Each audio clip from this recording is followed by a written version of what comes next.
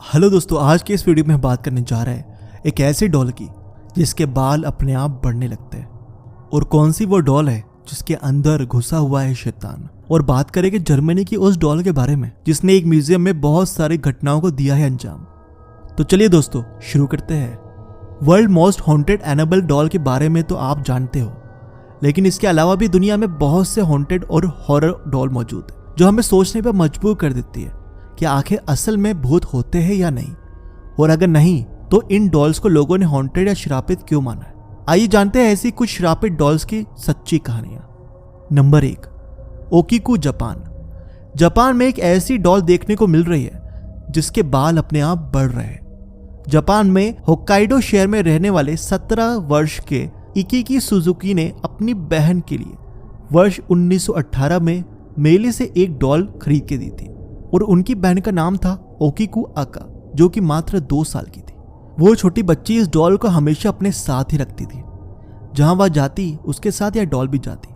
ओकीको इस डॉल के साथ ही सोती थी। एक दिन ओकीको की सर्दी की वजह से मौत हो गई, जिसके बाद से डॉल के साथ अजीब चीजें होना शुरू हो गई। उनके पेरेंट्स को लगता है कि उनकी बच्ची की आत्मा इस डॉल में कैद है, और इस डॉल के बाल अपने आप बढ़ने लगते हैं। जी हाँ, हर बार काटे जाने के बाद भी, और उस बच्चे के नाम पर ही इस डॉल का नाम ओकीको रख दिया गया। 1938 में जब ओकीको का परिवार होक्काइडो शहर से दूसरी जगह जाने वाला था, तो उन्होंने इस डॉल को मान्नेजी मंदिर के भिक्षुओं को सौंप दिया, और वहां के भिक्षुओं को उन्होंने डॉल की पूरी डरावनी कहानी बताई और उसे वहीं छोड़ दिया। तब से ओकीको के बालों को देखने के लिए लोग मंदिर में जाते हैं। आजकल इसके बाल घुटनों तक आ चुके हैं, लेकिन भिक्षु समय समय पर बाल ट्रिम करते रहते हैं। पुजारियों ने रिसर्च के लिए कुछ बाल लैब भी भेजे, तो पता चला ये असली इंसानी बाल है जो कुदरती तौर पर एक डॉल के सर पर उग रहा है। अब बताइए इसके बारे में, एक बेजान चीज के ऊपर इंसानी बाल कैसे आ रहा है और बढ़ रहा है? क्या ये एक रहस्य नहीं है? Number 2, Annabella, US. ये दुनिया की सबसे मशहूर हॉन्टेड डॉल है, जिस पर 2013 में एक ब्लॉकबस्टर मूवी द कंजूरिंग भी बन चुकी है। एनाबेला डॉल आज अमेरिका देश के कनेक्टिकट शहर में एक प्रोफेशनल पैरानॉर्मल इन्वेस्टिगेटर एडो लॉरेन वॉरेन के ऑक्लैंड म्यूजियम में शीशे के शोकेस में रखी हुई है। शोकेस के ऊपर इसे ना खोलने की चेतावनी भी लिखी हुई है। एडो लॉरेन वॉरेन के अनुसार इस डॉल की शैतानी ताकतें अभी भी जिंदा है। यदि इसे इस बॉक्स से बाहर निकाला तो ये फिर से एक्टिव हो जाएगी। उनके अनुसार इस डॉल को बॉक्स में बंद करने के बाद भी यह एक इंसान की मौत के लिए जिम्मेदार है। चलिए इसके बारे में थोड़ा जानते हैं। बात उस वक्त की है जब जॉनी ग्रुइल, जो कि एक राइटर थी, उसको अपने घर के बैकयार्ड में यह डॉल मिली। जब उनकी बेटी मार्सेला पैदा हुई तो उसी डॉल से वो हर वक्त खेलती रहती थी। जॉनी ने जब अपनी बेटी को डॉल के साथ खेलते हुए देखा तो उन्हें रेजडी अन स्टोरीज लिखने का आइडिया आया, लेकिन 13 साल की उम्र में ही उनकी बेटी मार्सेल की मौत हो गई। उसकी मौत का कारण संक्रमित टीका बताया गया। मार्सेला की मौत के बाद जब रेजली अन स्टोरीज नाम की बुक प्रकाशित हुई और मार्केट में आई, तब उस डॉल का मॉडल भी बुक के कवर पेज पर छापा गया। यह मार्सेला को श्रद्धांजलि देने के कारण ही लॉन्च किया गया था।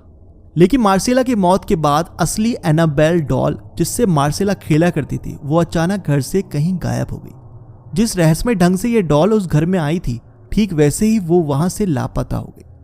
किसी को नहीं पता था कि वह डॉल कहां गई। मार्सेला ने उसके बारे में पता लगाने की काफी कोशिश भी की, लेकिन उसका पता नहीं चला। और फिर एक दिन वो असली डॉल एक एंटीक शॉप में मिली। बताया जाता है कि 1970 में डोना नाम की एक नर्सिंग स्टूडेंट को उसकी मां ने ये डॉल गिफ्ट की थी, लेकिन डोना ने डॉल को पाने के बाद सही उसमें कुछ अजीब चीजें नोटिस की। डोना ने देखा कि डॉल अपने आप पोजीशन चेंज कर रही थी। कभी कभी डोना उस डॉल को एक रूम में रखकर कहीं बाहर जाती थी, तो वापस लौटने पर वह डॉल उसे वहां नहीं मिलती थी। तलाशने में उसे वो गुड़िया घर के किसी दूसरे कोने पर मिलती। एक दिन डोना ने कमरे में लौटने के बाद देखा कि डॉल के हाथ और पीठ पर खून के धब्बे लगे हुए। वे ये सब देखकर बहुत बुरी तरह डर गई। डोना को समझ आ गया कि उसके साथ कुछ बुरा हो रहा है। अब उसे कमरों में कागज पर लिखे संदेश मिलने लगे। कागज पर हेल्प मी लिखा होता था तथा राइटिंग छोटे बच्चे की होती थी। उसमें भी आश्चर्य की बात यह है कि मैसेज चमड़े के कागज पर लिखे होते थे, जो उस घर में थे ही नहीं। उसे लगा कि इस डॉल में किसी की आत्मा है, और वो आत्मा उसे बात करने वाले एक इंसान को मदद के लिए बुलाती है। वो आदमी उस गुड़िया की आत्मा से बात करके पता लगाता है कि उसमें एक बच्ची एनाबेल की आत्मा है, जो कि अपने बचपन में उसी जगह खेला करती थी जहां आज वो अपार्टमेंट बना हुआ है। वो 7 साल की उम्र में उस लड़की की लाश भी उसी जगह मिलती है। वो कहती है कि उसे डोना का साथ अच्छा लगता था और वो उसके साथ ही रहना चाहती है। डोना भी उसे रहने की इजाज़त दे देती है, पर जल्दी डोना को यह महसूस होता है कि उसने उस डॉल और आदमी की बातों पर विश्वास करके बहुत बड़ी गलती कर दी है, क्योंकि उस डॉल के अंदर कोई बच्चे की आत्मा नहीं है बल्कि एक शैतानी आत्मा है। इसके बाद डोना ने फौरन पैरानॉर्मल एक्टिविटी एक्सपर्ट एडो लॉरेन को बुलाया। इसी एडो लॉरेन के किरदार को आपने कंजूरिंग मूवी में देखा होगा। एडो लॉरेन ने पाया कि यह डॉल भूतिया है, तब डोना और ज्यादा डर गई। उसने उस डॉल को वहां से ले जाने के लिए कहा। एडो लॉरेन उस वक्त उस गुड़िया को अपने साथ कार में ऑकल्ट म्यूजियम में ले गए, लेकिन कार से जाते वक्त ही डॉल ने कुछ ऐसी हरकतें शुरू कर दी जिसका अंदाजा उन लोगों को नहीं था, और तब से उसको एक शीशे में मंत्रों द्वारा बंद कर दिया गया। लेकिन कहते हैं ये डॉल फिर भी इस केस को खोलकर बाहर आ जाती है। इसके बारे में आप क्या बोलते हो कमेंट करके जरूर बताएं। Number 3, Mandy Doll, Germany. बात 1991 की है। इस डॉल के ओनर के मुताबिक उसे घर के बेसमेंट में किसी बच्चे की रोने की आवाज आती थी, लेकिन जब वह बेसमेंट में जाती थी तो वहां कोई भी बच्चा मौजूद नहीं होता था, बस बेसमेंट की एक विंडो खुली हुई होती थी। इस डॉल की ओनर यह नहीं चाहती थी कि उसकी बेटी इस डॉल के साथ खेले। यही वजह थी कि उसने इस डॉल को म्यूजियम में रखवा दिया। शायद उसको इस डॉल की असलियत मालूम पड़ गई थी।